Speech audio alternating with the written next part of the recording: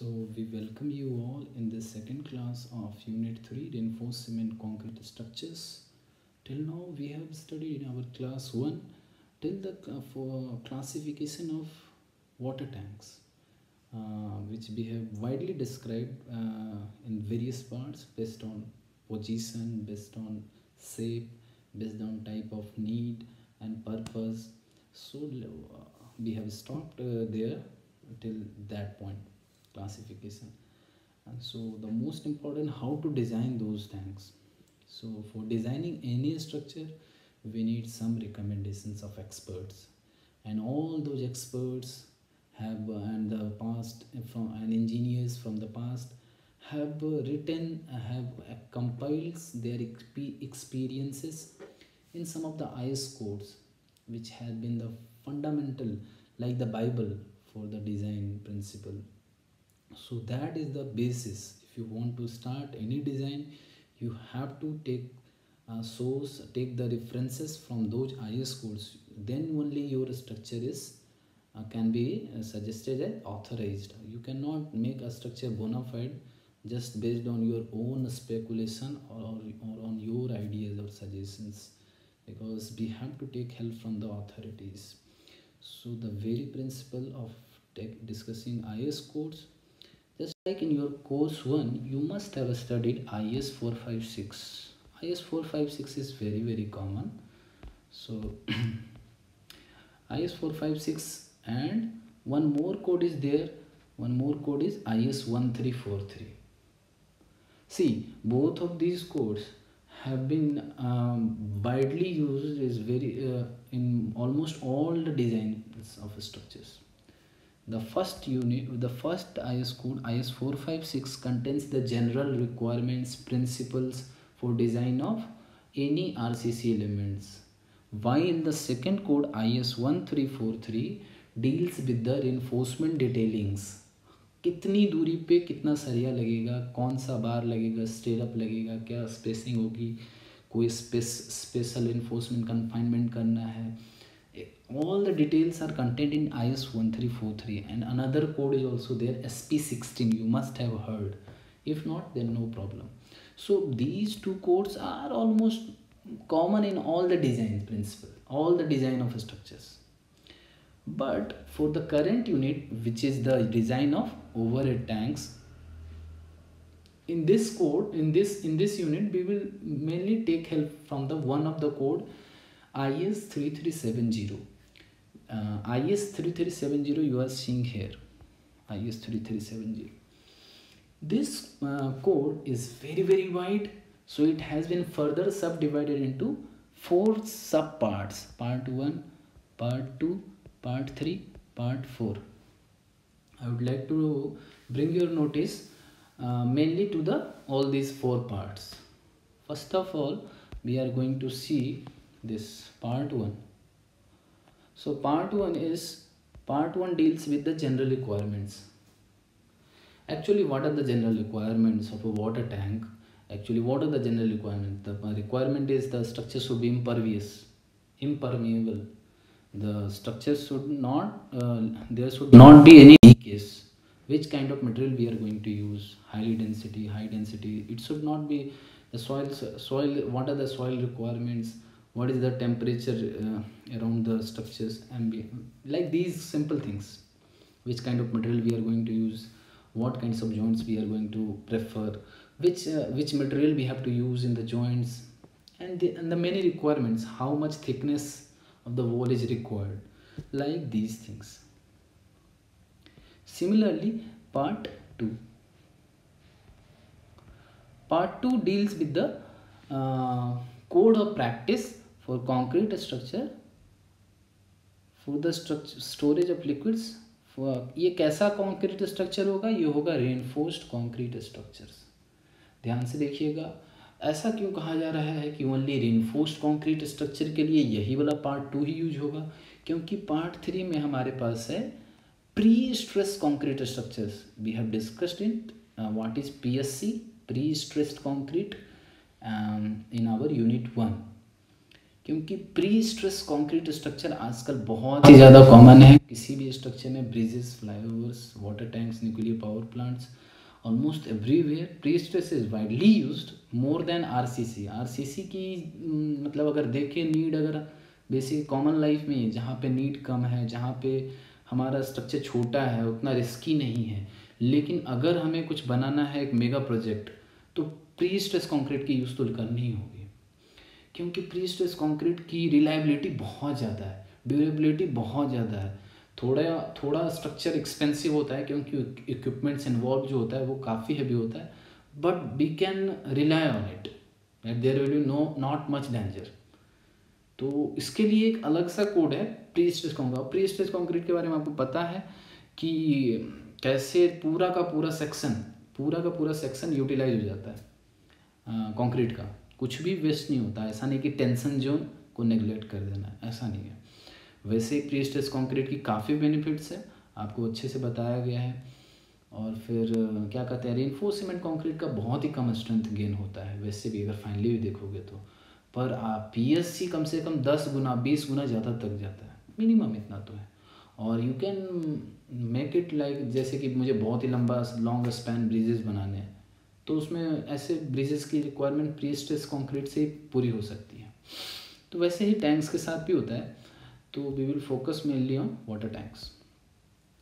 तो part 3 pre stress concrete structure से deal करता है, but we are not going to study much from this part 3 please.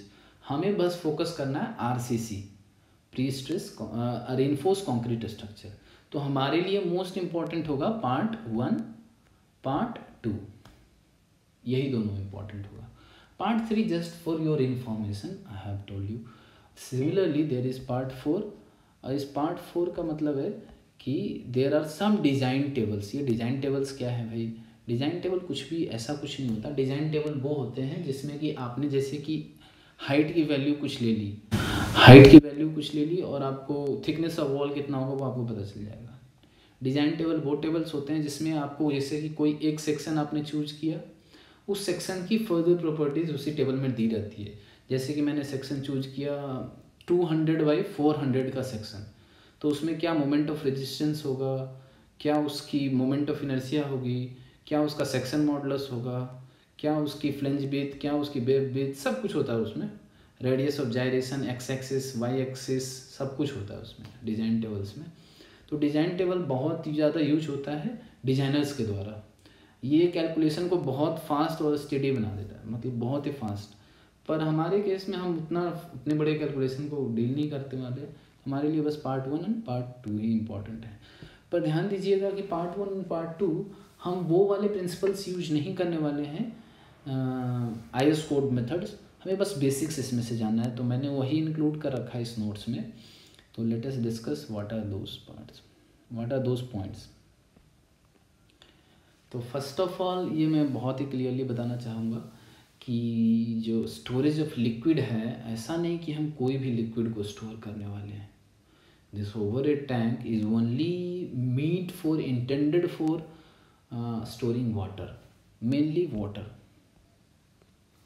अब ऐसा नहीं है कि हम कोई ऐसा लिक्विड हम लाने वाले हैं जो कि मतलब कि बहुत ज़्यादा केमिकल हो, जिसमें अभी हम आगे डिस्कस करते हैं। मेनली वाटर के लिए है। तो जो भी है डिज़ाइन क्राइटेरिया जो भी दिए हुए हैं, जो भी इस कोर्स में लिखे हुए हैं, कंक्रीट स्ट्रक्चर चाहे आप प्लेन कंक्रीट, रेनफोर्स या pre stress concrete, mainly water के लिए डील करेगा। और वैसे ही ये code, this code does not cover the requirement for design of concrete structure for storage of hot liquids and liquids of low viscosity.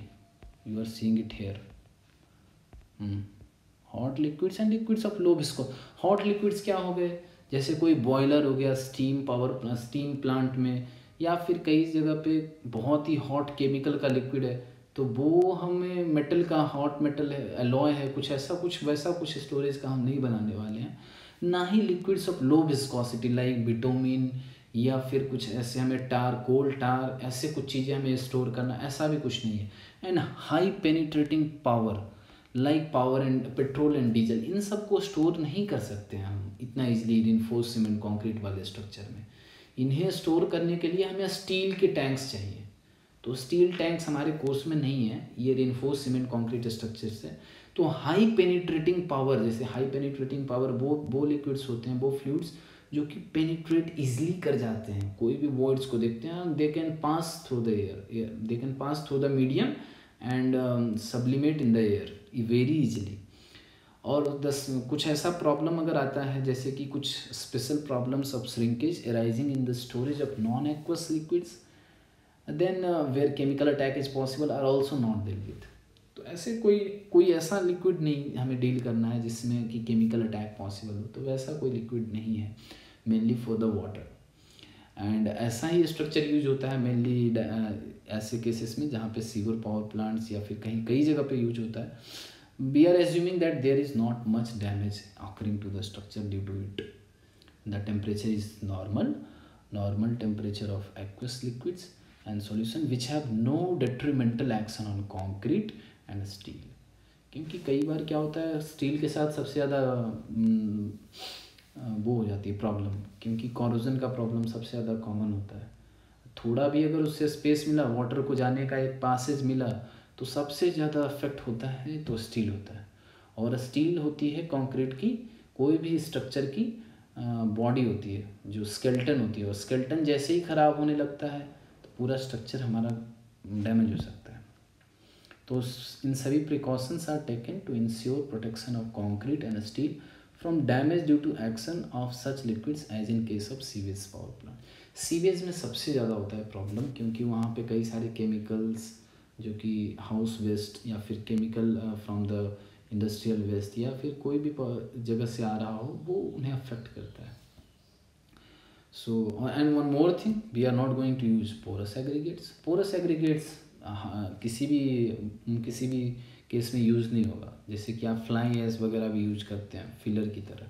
तो वैसे ही कुछ पोरस एग्रीगेट जैसे burnt clay and broken brick और टाइल्स, ये सभी क्या है, burnt clay वही है जो ईट होता है, ईट की जो ईट को ही कहते हैं। ईट कैसे बनता है, जो ब्रिक्स होते हैं, क्ले को हम बर्न करते हैं तो वो ईट बन जाता है। वैसे ही ब्रोकन ब्रिक और टाइल ये सभी पोरस होते हैं। पोरस चीज़ें वाटर को एब्जॉर्ब करेगी, परमिएबल बना देगी स्ट्रक्चर को, तो वो हमारे लिए इम्पॉर्टेंट नहीं रह जाएगा।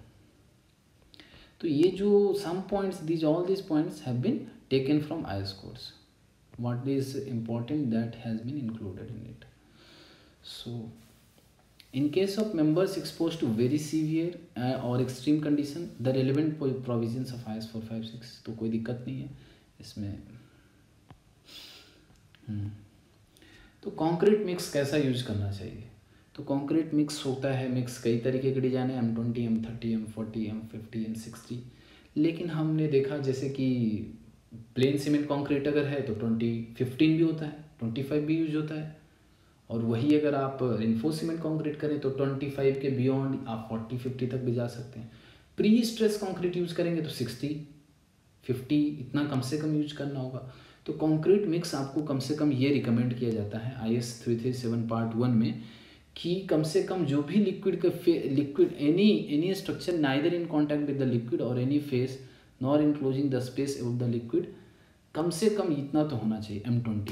ये उस केस के लिए जो फेस लिक्विड के साथ कांटेक्ट में नहीं है, कम से कम। जैसे कि हो गया आपका फाउंडेशन सबसे पहले स्टार्ट करते हैं M20, कम से कम M20 तो होना ही चाहिए फॉर प्लेन कंक्रीट। और जहाँ पे M30 फॉर रिइंफोर्स कंक्रीट। ये जो ब्लैक वाला टेक्स्ट है ये पुराने वाले IS कोड का है, और ये जो वायलेट कलर का है ये रिवाइज्ड IS कोड का है जो 2009 में रिवाइज हो चुका है। तो रिवीजन इसके अनुसार से आप देख सकते हो M20 for PC, M30 for RC and M40 for PSC। तो ये वाला क्लॉज 5 ऐसा कहता है। उसके बाद है सेकेंड पॉइंट है, the minimum quantity of cement in the concrete mix shall be not less than 330 kg पर मीटर क्यूब। तो यहाँ पे कितना उसका कंक्रीट की क्वांटिटी होनी चाहिए। अगर कंक्रीट मिक्स आपने बनाया कि हमें 1000 मीटर क्यूब चाहिए, अगर वॉल्यूम चाहिए, तो उसमें कम से कम 330 kg सीमेंट होना चाहिए। अगर हमें इन रेनफोर्स कंक्रीट वर्क, और 360 kg in post tension pre stress, like these are the recommendation something which you can see. तो ये कितना क्वांटिटी पता चल जाता है इससे ये रिकमेंडेड है, इतना सीमेंट तो होना ही चाहिए। अगर मुझे इतना कंक्रीट मिक्स बनाना है, वॉल्यूम मुझे पता है, तो मैं उस हिसाब से पता कर सकता हूँ। वैसे ही the maximum quantity of cement the concrete mix shall not be preferably, ये है एबव लिमिट, अपर लिमिट ये है और लोअर लिमिट ये वाला है रीइंफोर्स्ड सीमेंट कंक्रीट के लिए। तो कंक्रीट मिक्स के लिए पार्ट 1 से हमें ये पता चलता है। वैसे ही आप इसको टेबुलर फॉर्म में यहाँ पे दिखाया गया है कि मिनिमम सीमेंट कंक्रीट कितना है, इस यहाँ पे लिखा हुआ है। तो मैंने हमें जो भी IS 3370 में जो भी इम्पोर्टेंट लगा हमने उसे इसमें इंक्लूड कर दिया है। और फिर हम बेसिकली जो भी है, जहाँ पे भी IS 456 से हमें हेल्प लेना है तो हम लेंगे कि इस बात को एज्यूम करेंगे कि स्ट्रक्चर जो है एक्सपोज है सीवियर कंडीशन के लिए, कि कंडीशन बिल्कुल सीवियर है, वाटर से एकदम अफेक्टेड है, उसको मान के चलेंगे कोई भी केस में। तो अब आगे बढ़ते हैं। तो कैसी होनी चाहिए कंक्रीट मिक्स की इम्परवियसनेस? इम्परवियसनेस मतलब होती है कि a quality of being impermeable almost, कि not allowing matter to pass through the one side to other side, imperviousness of concrete mix. तो हमने इसमें देखा था किस तरीके से हमें कंक्रीट की डेंसिटी हाई करनी होती है इसमें। तो इसके लिए कंक्रीट की डेंसिटी सिर्फ हाई करने से काम नहीं हो जाता। Let's read it at least once. The imperviousness of concrete is an very important basic requirements, and the permeability of any uniform compacted concrete of given mixed proportion is very largely dependent on water cement ratio. तो खाली सिर्फ हम concrete की density को बढ़ा दें तो impervious हो जाएगा क्या कंक्रीट मिक्स? तो ना, सिर्फ कंक्रीट हाई डेंसिटी OPC 33, 43, 53 भी यूज कर लें, और अगर वाटर सीमेंट रेशियो का आइडिया नहीं है तो हम गलती कर सकते हैं। क्या क्या गलती होता है वो आप देख चुके हो, ब्लीडिंग, सेग्रीगेशन, हनी कॉम्बिंग, जो कि अभी हम आगे देखने वाले हैं। तो ये सब चीज़ें वो आपके स्ट्रक्चर को डिफेक्टिव बनाता है। तो एक रेशियो ऑप्टिमम रेशियो होती है, ना कि बहुत ज़्यादा कम कर लेना है वाटर सीमेंट रेशियो और ना ही बहुत ज़्यादा बना लेना। जैसे यहाँ पे लिखा हुआ an increase in this ratio, आपने वाटर सीमेंट रेशियो को बढ़ा दिया तो क्या हो जाएगा? It leads to an increase in the inherent permeability बढ़ जाएगी, बहुत ज़्यादा हो जाएगी, और ज़्यादा हो जाएगी तो आपका मतलब कि from one side of the structure and from the other side of the structure water can pass through it very easily, एक पासेज बन जाएगा। और वहीं पे अगर आपने किसी स्टूडेंट ने क्या किया, किसी डिजाइनर ने क्या किया, a very much reduced water cement ratio, अगर वाटर सीमेंट रेशियो को कम कर दिया गया तो क्या होगा? आप खुद ही बता सकते हो कि आपको कंपैक्शन में डिफिकल्टीज आ जाएगी, आप कंपैक्ट नहीं कर सकते। तो एक ऑप्टिमम रेशियो होती है। तो फिर वो दोनों ही चीज़ें बिल्कुल एक्सट्रीम केस हैं, तो हमें एक बैलेंस्ड अप्रोच बनाना होगा।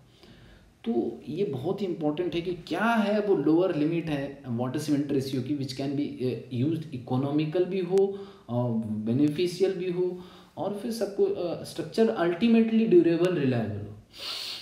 तो हमें रिचनेस, हमें क्या देखना होगा? It is essential to select a richness of mix compatible with available aggregates. Aggregates वैसे होने चाहिए जो कि पोरस ना हो, हार्ड हो, हार्डनेस ज़्यादा हो, उसकी वो बिल्कुल ही गुड क्वालिटी हो। पोरस मतलब आप समझते हो, जैसे कि हमने पोरोसिटी ऑफ ब्रिक्स हमने चेक कर रखा है, ऐसे एग्रीगेट हमें यूज नहीं करने हैं। उनकी particle shape elongation and flakiness वगैरह चेक करके, and grading have an important bearing on workability. तो जैसा आपका ये सभी प्रॉपर्टीज को चेक करके एग्रीगेट वगैरह की हम पता कर सकते हैं कि कितना हमारा कंक्रीट मिक्स इम्परवियस बनेगा। तो इम्परवियसनेस कई सारे फैक्टर्स पे डिपेंड करता है, आपके एग्रीगेट्स पे भी, प्रॉपर्टीज पे डिपेंड करता है। तो और फिर हाँ, one more important thing is कौन सा आप कॉम्पैक्शन मेथड यूज कर रहे हैं। कॉम्पैक्शन मेथड कोई ट्यूनिंग रॉड से कर रहे हैं, कोई सिंपल जो हम कॉलम हम जब कास्ट करते हैं तो हमारे पास एक स्टील का एक वो होता है, क्या कहते हैं उसे, लोहे की एक मोटी सी रॉड होती है, उससे भी करते हैं। और भी कई तरीके हैं लोगों के पास करने को, कई लोग तो करते भी नहीं, कई जगह पे उसे थोड़ा थोड़ा हिलाते हैं शटरिंग को। लेकिन मोस्ट इम्पॉर्टेंट इफिशिएंट कॉम्पैक्शन अगर आपको करनी है स्ट्रक्चर में, तो हमने यहाँ पे लिख रखा है कि efficient compaction preferably by vibration is essential. अगर वाइब्रेशन अगर आप करा सकते हैं, जैसे न्यूमेटिक एक डिवाइस होती है जिससे निडल होती है, अब वो निडल उसे कंक्रीट में डालनी है और आपको वाइब्रेट करना है, then it is most effective compaction. And in practice it is usually convenient, particularly when dealing with the congested reinforce section. Congested reinforce section मतलब क्या समझते हैं कि जहाँ पे जॉइंट आ जाता है, जॉइंट पे क्या होता है, चारों तरफ से चीज़ें, कई सारे एलिमेंट्स मिल रहे होते हैं और वहाँ पर छड़ों का आपस में मिलते हैं, तो वहाँ पे काफ़ी कॉन्जेस्टेड हो जाता है। तो वहाँ पे आपकी कॉम्पैक्शन मेथड बहुत ही ज़्यादा इफेक्टिव होनी चाहिए टू मेंटेन दैट इम्परवियसनेस जो आपको चाहिए। इसीलिए आपको ना एक वाटर सीमेंट रेशियो बहुत इंपॉर्टेंट रोल प्ले करता है। ऐसा ना कि बहुत ज़्यादा भी कर दिया, अभी हम आगे देखते हैं कि क्या क्या प्रॉब्लम आती है। तो इम्परवियसनेस ऑफ कंक्रीट मिक्स में देखते हैं कि इन थिकर सेक्शन, जब सेक्शन हमारा बहुत ही ज़्यादा थिक हो, जैसे कि मेन वॉल्स हैं, तो वॉल्स जैसे डैम है, तो डैम भी एक वाटर रिटेनिंग स्ट्रक्चर है। ऑल्दो डैम का डिज़ाइन हम पढ़ते नहीं अभी बीटेक में, लेकिन वहाँ पे भी जो थिकनेस अगर देखोगे तो वहाँ पे 7-7 मीटर, 8-8, 10-10, 12-12 मीटर, कुछ भी इतना सिर्फ कंक्रीट का ही भरा होता है। इतने थिकर सेक्शन में क्या प्रॉब्लम आती है, where a reduction in cement concrete content might be desirable to restrict the temperature rise due to cement hydration. अब देखिए, आपको पता है कि सीमेंट कैसे करके वो होता है, स्ट्रेंथ गेन करता है। तो सीमेंट जो है हमारा एक केमिकल है, ये केमिकल वाटर के साथ जैसे ही मिक्स करता है, then there is the reaction occurs, and in the process of reaction some heat of hydration is released. तभी जा कर के जो बीच के इंटरमीडिएट प्रोडक्ट्स बनते हैं और फिर वो उनके एंगुलर पार्ट्स स्ट्रेंथ और भी गेन करने में मदद करते हैं। लेकिन ये हीट का रिलीज होना बहुत ही इंपॉर्टेंट है, अगर ये नहीं होगा तो आगे की प्रोसेस रिएक्शन ही नहीं प्रोसीड कर पाएगी। एंड ये हीट ऑफ हाइड्रेशन होता है सीमेंट हाइड्रेशन, और इसका रिलीज होना बहुत ही जरूरी। थोड़ा सा फिर ये जो होता है, इसके कारण जो होता है ओवरऑल मीडियम का जो होता है टेम्परेचर राइज करता है। ये हीट निकलता है तो टेम्परेचर, जैसे चूना है, चूना को आप पानी में डालते हैं तो थोड़ा सा हीट ऑफ हाइड्रेशन इतना ज़्यादा निकलता है कि पूरा पानी ही गर्म हो जाता है और खौलने लग जाता है, बुलबुले निकलने लगते हैं। आपने घर में देखा होगा, अगर नहीं देखा होगा तो you can see it somewhere. पहले घरों में चूने से पुताई होती थी, तो उसमें बच्चे, हमने देखा है बचपन में अपने, तो ऐसा होता है कि हाँ, जब ये सीमेंट का बहुत थिक स्ट्रक्चर बनाएंगे तो क्या हो जाता है कि टेम्परेचर राइज होता है बहुत ज़्यादा, और जब बहुत थिक होता है तो टेम्परेचर रिलीज करने के लिए उससे बहुत मुश्किल होती है। तो हमें वहाँ पे एक रिडक्शन कहाँ से करें, कैसे करें, ये बहुत ही मुश्किल हो जाती है टेम्परेचर को रिलीज कर पाना। अगर टेम्परेचर रिलीज नहीं होगा तो वो टेम्परेचर क्या होगा, वाटर को वाटर वेपर बना देगा, और जैसे ही वाटर वेपर बनेगा तो वो वाटर वेपर बन तो जाएगा, बाद में निकल भी जाएगा, लेकिन वहाँ पे छोटे छोटे होल्स बन जाएंगे जो कि हमारे इम्परवियसनेस को कम कर देगा, हमारा जो मेंबर है वो परमिएबल हो जाएगा।